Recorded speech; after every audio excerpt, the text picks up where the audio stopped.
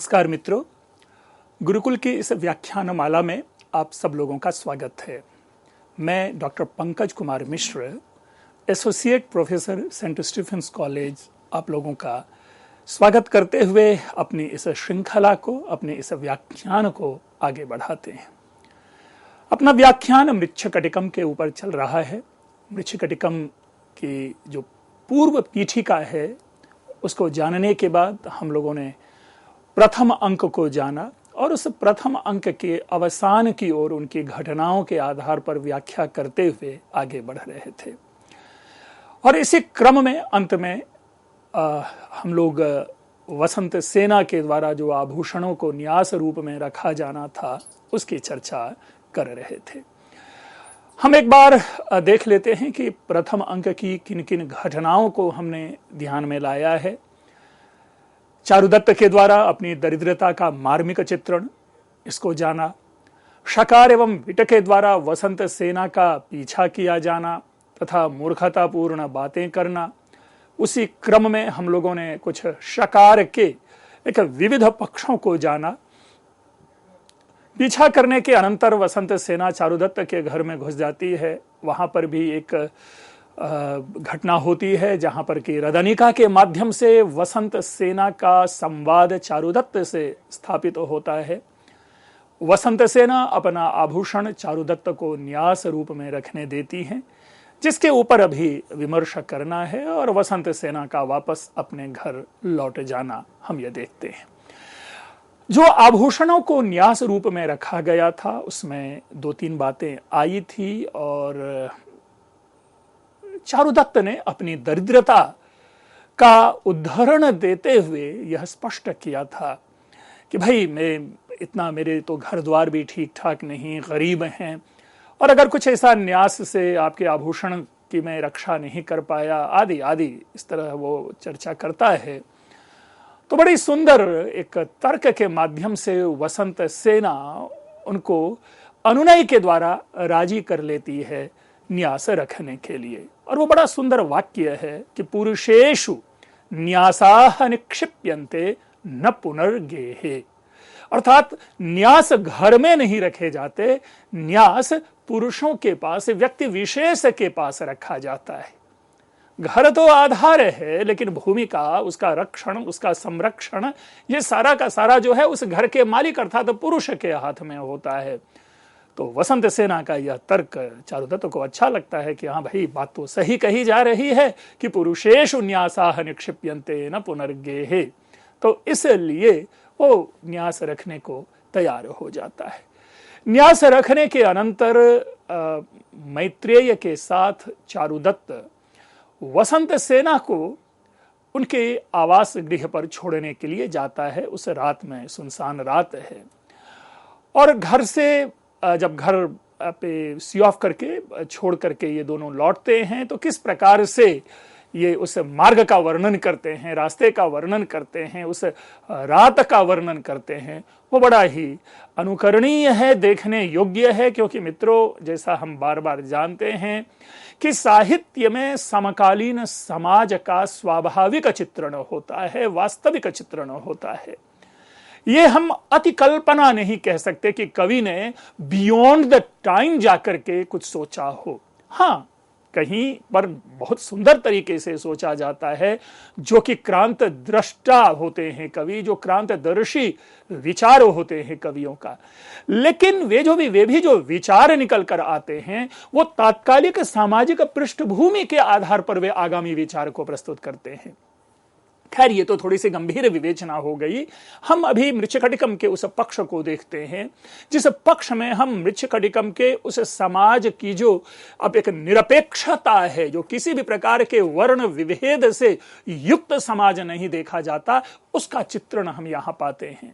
सबसे पहले तो जो अंतिम में पद्य है चारुदत्त का, उसको देखते हैं कि राजमार्गो हि शून्योयम रक्षिणः संचरन्ति च वंचना परिहर्तव्या बहुदोषा शर्वरी। आखिरी यदि दो शब्द को ले, बहुदोषा शर्वरी, ये आज भी हमें दिखाई देता। शर्वरी अर्थात रात। रात जो है वो बहुत प्रकार के दोषों से युक्त है अब कई प्रकार के दोषों से युक्त का मतलब क्या हुआ कि सामान्य सामाजिक जीवन में चलने वाले जो कार्य व्यापार होते हैं, वे उन कार्य व्यापार का जो ऋणात्मक पक्ष है, भयावह पक्ष है, जो लोक हितकारी पक्ष नहीं है, ऐसी चीजों से रात्रि युक्त होती है।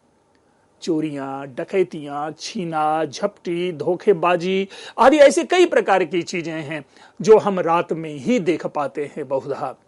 तो इसीलिए जो उस प्राचीन कालीन समाज के आधार पर जब यह कहा जाता बहुदोषा शर्वरी, तो यह और विवेच्य हो जाता है, क्योंकि उसका सजीव चित्रण क्या है कि राजमार्गो ही शून्योयम। रात है, लगभग 11 बज रहे, चांद और तारे जो है वो दिख रहे हैं, झिलमिला रहे हैं तारे।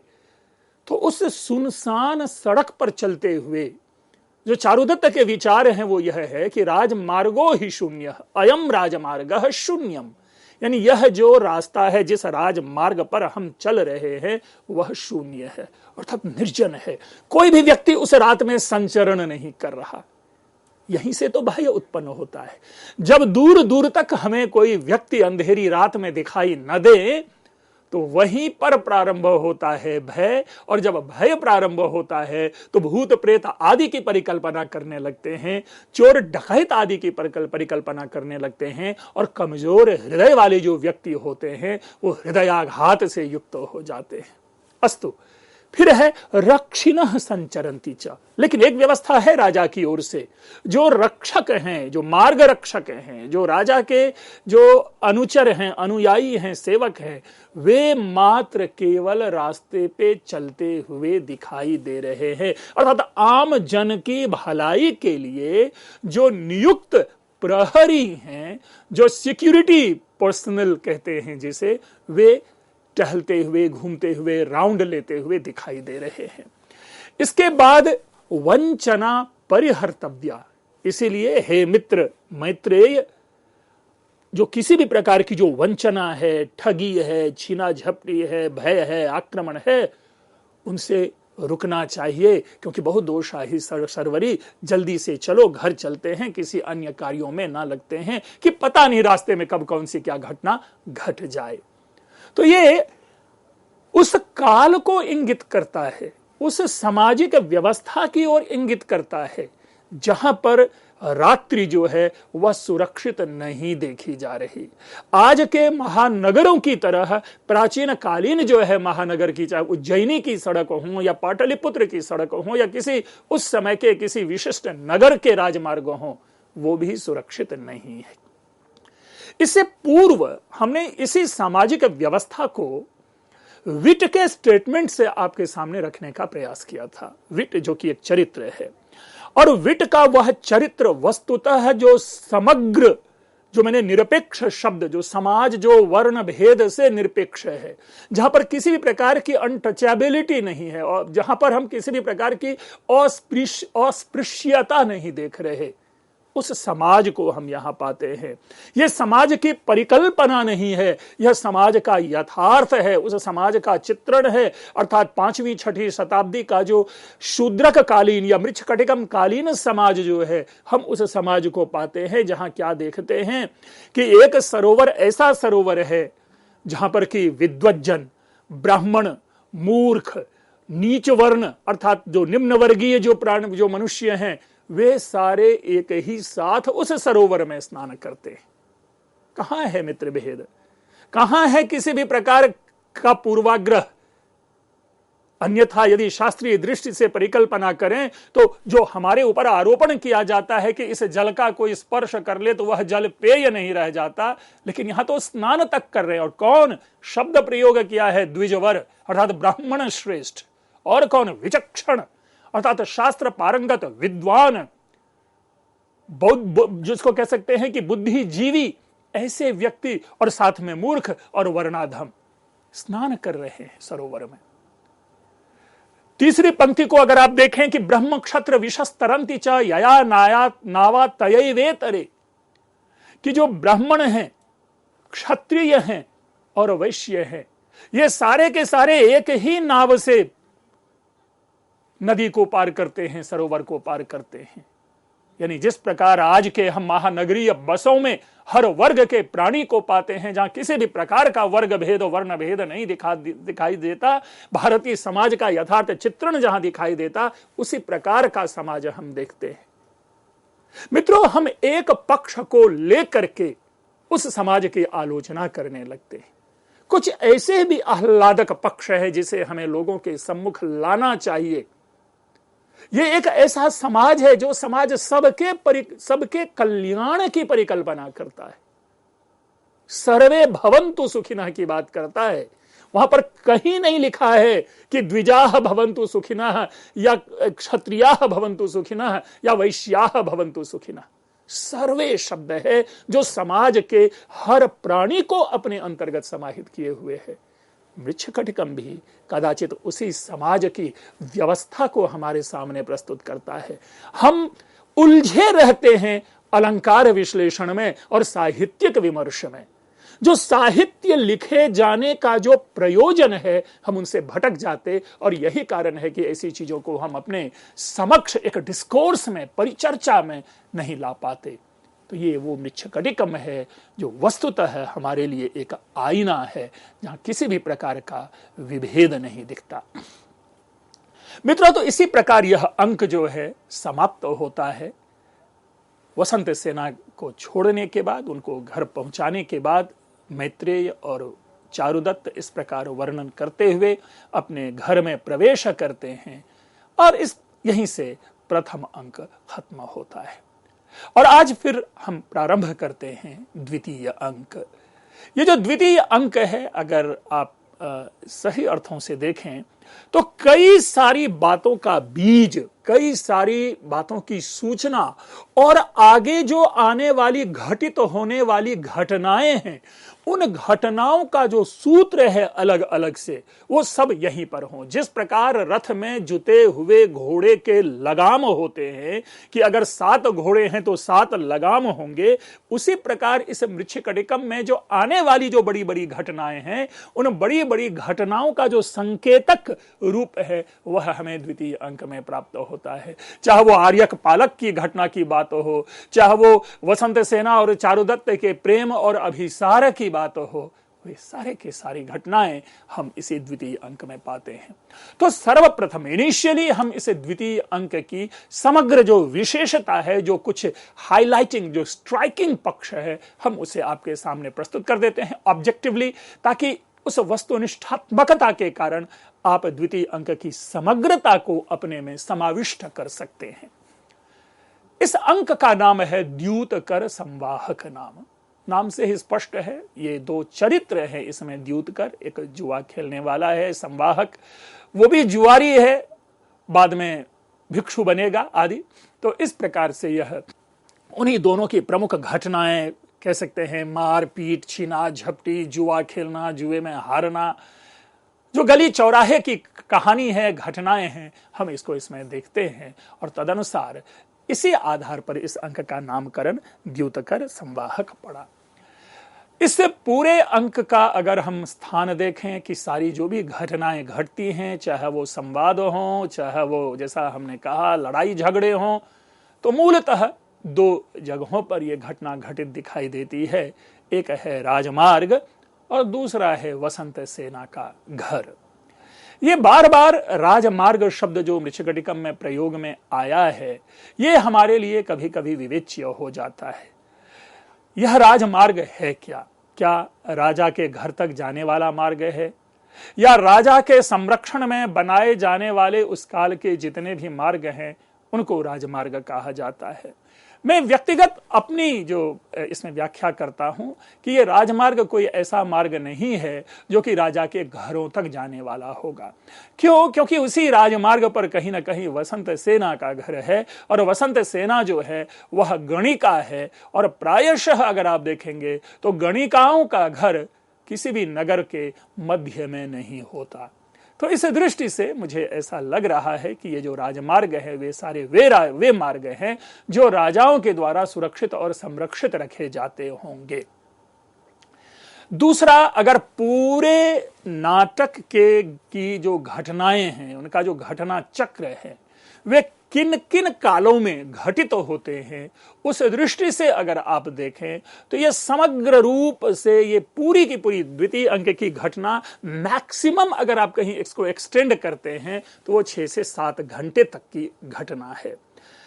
क्योंकि प्रथम अंक जहां खत्म होता है और दूसरा अंक जो हमें दिखाई देता है उस एक के मध्य में केवल 1 दिन का अंतराल है। क्यों? क्योंकि जो शॉल एक ओढ़े हुए हैं, जो शॉल शायद वसंत सेना को चारुदत्त ने दिया है, उसमें अभी भी जपा कुसुम की खुशबू आ रही है, सुगंधी आ रही है। तो इससे यह अनुमान किया जा सकता है कि कल जो दिया गया शॉल है वो आज भी यहां पर विद्यमान है। तो अंतर विशेष नहीं है, इसलिए कल की घटित घटनाओं का ही कंटिन्यूएशन है। इसी में हम पाएंगे कि जो वसंत सेना की माता है, वो वसंत सेना की माता मैसेज भिजवाती है वसंत सेना को कि जरा भाई कहो जल्दी से नहा धो ले ताकि पूजा पाठ करना है। अगर सामान्य व्यवस्था देखें और पूजा पाठ से अगर संबंध को जोड़ें तो वसंत सेना के नहाने का समय हम प्रातः काल के 7 से 8 के बीच में रख सकते हैं। विवेचन का विषय यह भी हो सकता है कि क्यों नहीं 5 बजे, क्यों नहीं 6 बजे या क्यों नहीं 12 बजे। यह हो सकता है, प्रश्न तो है ही, क्योंकि ऐसे सारे प्रश्न अनंत तात्विक होते हैं। लेकिन एक विषय वस्तु की दृष्टि से जो संयोजन की व्यवस्था होती है उसके अंतर्गत अगर हम रखें तो यह शायद 7 से 8 बजे तक की घटना हो सकती है, जिसमें चेटी वसंत सेना का संदेश लेकर आती है नहाने के लिए। तो इसीलिए वह प्रातः काल है। समाप्ति काल अपराह्न का काल है। अपराह्न काल मतलब कह सकते हैं 12 बजे के बाद, दोपहर के करीब में, क्योंकि जो जुआरी आदि है वो जुआ खेल करके जाता है और फिर वहाँ संवाहक को बचाता है वसंत सेना बचाती है। वसंत सेना के बाद जब वो बौद्ध भिक्षु बन जाता है, वो त्याग देता है अपना पूरा सांसारिक जीवन। जब जा रहा होता है तो उसी समय दोपहर का समय है लगभग, जहां पर कि खुंट मोदक नामक हाथी जो है वह हाथी आक्रमण करता है उस बौद्ध भिक्षु पर, और उस बौद्ध भिक्षु को उन्मत्त जो वसंत सेना का पागल हाथी है खुंट मोदक जिसका नाम लिया, उससे कर्णपूरक जो कि उसका महावत है उस हाथी का देखभाल करने वाला है, कर्णपूरक नाम है उसका, वह उसकी रक्षा करता है, उसको बचाता है। तो ये जो घटना चक्र है, इन सारी घटनाओं का जो काल है वो अधिक से अधिक आप उसे ले चलें तो वो 12 से 1 के बीच की है। तभी मैंने कहा कि 6 से 7 घंटे की पूरी इसकी योजना है, इसे द्वितीय अंक की योजना बनाई जा सकती है। विशेष और भी विमर्श करके इसकी स्थापना तक की जा सकती है, कहां से कहां तक। जो मैंने बातें कही थी कि प्रातः काल का समय, उसी का उदाहरण है यहां पर। स्नाता भूतवा देवता नाम पूजाम निर्वर्तय, जो वसंत सेना को स्नान करने का निर्देश है कि भाई नहा धो करके देवताओं की पूजा करो। संवाहक आता है, वो संवाहक को बचाती है वसंत सेना। संवाहक अपने जीवन से निराश होकर के सांसारिकता का त्याग करके बौद्ध भिक्षु बन जाता है। कर्णपूरक आदि जो है उसकी चर्चा आपके सामने हमने प्रस्तुत की। मूल रूप से पूरे के पूरे द्वितीय अंक में अगर आप देखें तो कुल 4 दृश्य है। अब कुल 4 दृश्य से क्या तात्पर्य हुआ? जो अंक होते हैं ना, अंक एक विशाल है, उसमें जो छोटे मोटे जो घटनाएं जो किसी एक खास परिवेश में घटित होती है हम उनको दृश्य कह लेते हैं। जैसे उदाहरण के लिए अगर आप लोगों ने अभिज्ञान शाकुंतलम का कोई भी एक अंक पढ़ा होगा, निस्संदेह चतुर्थ अंक पढ़ा होगा, तो उसको भी अगर आप देखें तो यह कई सारे दृश्यों में विभाजित है। एक दृश्य तो यह है कि प्रातःकालीन जो अनसुईया और प्रियंवदा का वार्तालाप है जब वो पुष्प चयन करती है, एक दृश्य, और उसी दृश्य में दुर्वासा का शाप दिखाई देता है। उसके बाद दृश्य परिवर्तित होता है तो हम आप देखते हैं कि एक ऋषि कुमार जो है वो प्रातःकाल की सूचना के लिए आते हैं कि सूर्योदय हुआ या नहीं हुआ, और वहीं पर एक आपाधापी दिखाई देती है जहां पर यह ज्ञात होता है कि कण्व ऋषि जो है आ गए हैं, और कण्व ऋषि की घटना वाला दृश्य दिखाई देता है कि किस प्रकार कण्व ऋषि ने शकुंतला के विवाह का अनुमोदन कर दिया है कि सुशिष्य परिदत्ता विद्येवा शोचनीयासी संवृत्ता आदि वाक्यों के द्वारा उनको कंफर्मेशन देता है उस विवाह को। फिर उसके बाद शकुंतला की विदाई का दृश्य प्रारंभ होता है। तो इस तरह से अलग अलग दृश्य परिवर्तित होता है। तो पूरे द्वितीय अंक को, जो मृच्छकटिकम का द्वितीय अंक है, हम उनको 4 दृश्यों के अंतर्गत समाहित करते हैं। पूरे द्वितीय अंक में एक और सामान्य सूचना है, लघु थोड़ा सा ये अंक है, छोटा अंक है। कुल इसमें 20 पद्य है। इन 20 पद्यों के बाद आगे और एक सूचना है कि इनमें कितने चरित्र हैं। यदि पूरे आप दूसरे अंक का विश्लेषण करें तो कुल चरित्र इसमें जो है वो 8 मंच पर उपस्थित दिखाई देते हैं। कि प्रवेशानुक्रम से अगर देखें तो कुल चरित्र इसमें 8 आपको दिखाई देंगे, जिनमें 3 स्त्री चरित्र हैं और 5 पुरुष चरित्र हैं। कौन कौन से चरित्र हैं, अगर उनको ग्रेजुअली अगर आप एंट्री के पॉइंट ऑफ व्यू से देखें, प्रवेश की दृष्टि से देखें, तो चेटी है, वसंत सेना है, मदनिका है, संवाहक है, माथुर है, द्यूतकर है, दरदुरक है और कर्णपूरक है। अब इसको एक समाहित कर ले। जैसी अभी सूचना दी थी कि चेटी आकर के वसंत सेना को कहेगी कोई बात, वसंत सेना और मदनिका वहां मंच पर है, वसंत सेना और मदनिका के बीच में कन्वर्सेशन होता है। उसी कन्वर्सेशन के बाद दृश्य परिवर्तित होते हुए हम माथुर, द्यूतकर और संवाहक के झगड़े देखते हैं, जुआ खेलना, जुआ जीतना आदि। उसी में जो संवाहक को जब ये पीटने पिटाने की बात आती है तो दरदुरक नामक एक चरित्र प्रवेश करता है, जो संवाहक को बचाने का प्रयास करता है। बेचारा दरदुरक भी पिट जाता है, उनको भी थोड़ा सा ये हो जाता है आदि। और संवाहक भाग करके वसंत सेना के पास, जो वसंत सेना पहले से ही मंच पर आपको दिखाई दे रहा होगा, तो वो उनसे मिलता है और फिर कर्णपूरक और हाथी वाली घटनाएं घटती है। बातचीत के क्रम में हम कह सकते हैं 1-2 और लोगों की चर्चा आती है, जिसमें एक प्रमुख चर्चा जो है वह चारुदत्त की चर्चा आती है। और इसी क्रम में ये हमें ज्ञात होता है कि वसंत सेना का जो इंक्लिनेशन है, वसंत सेना का जो अनुराग है, वो किस प्रकार चारुदत्त के प्रति प्रवृद्ध अनुराग है। और भी छोटे छोटे जैसे जूर्ण वृद्ध है, ऐसे लोगों की चर्चा आती है, तो वो गौण चरित्र है। हमारे लिए मूल चरित्र यही है।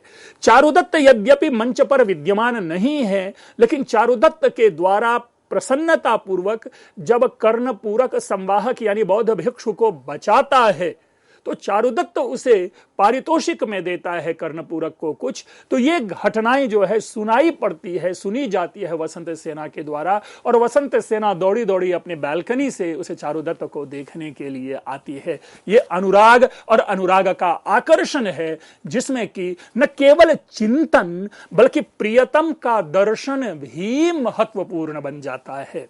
जब प्रथम अनुराग होता है, जो प्रारंभिक अनुराग होता है, तो उस अनुराग की स्थिति में केवल चिंतन ही नहीं है, बल्कि चिंतन हमें इतना अधिक गहराई में डाल देता कि बार बार अपने उस प्रियतम के दर्शन करने की इच्छा होती है। और तब जो नायिकाएं होती हैं या नायक होते हैं, हाथ में उनके चित्र को लेकर के, उनके फोटो को लेकर के देखते रहते हैं और उनकी यादों में खोए रहते हैं। तो ये जो अनुराग है, उन सारी चीजों को किसी न किसी रूप में यहां पर समाहित किया है मृच्छकटिकमकार ने। तो बड़ा ही एंटरटेनिंग, बड़ा ही मनोरंजक बनता है। लेकिन जब इन समग्र चरित्र के वैशिष्ट्य को हम देखते हैं, तो मदनिका एक पैरेलल कैरेक्टर है वसंत सेना का, जो मदनिका भी, देखिए, वसंत सेना की दासी है मदनिका।